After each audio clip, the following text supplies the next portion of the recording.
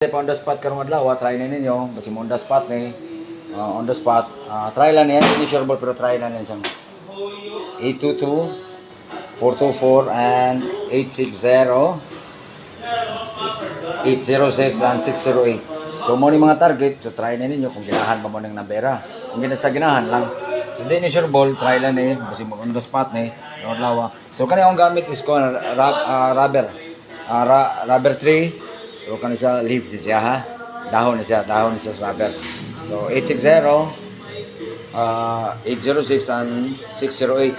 So basi mo on the spot na karong adlaw, try na ninyo kung ginahan lang mo lang. Oh. So all draw lang para sureness, para sure ball. So di ni sure ball sureness lang. Okay. So try na ninyo karong adlaw kung ginahan lang mo basi mag-double, duha ka double, 822 and 424. And 860 and 806 and 608. So tayo nyo kung ginahan lang mo. Kung di mo ganun, okay lang. So di wani pong sanay ha. So try lang niyo akong gatag. Kung ganun sa ginahan lang, sa ginahan lang mo pusta. Okay? So try ninyo kung ginahan lang mo. Okay? Thank you guys and happy Thursday to all. Relax, okay? So positive always and never give up, okay? Mora lang hangin nyo, positive always and never give up. So kani akong iyatag, parastanan ni, regalo na akong parastanan. On the spot 822, 424, and 860, 806, and 608. So dahon ni sa rubber tree ha. Lalapad kayo.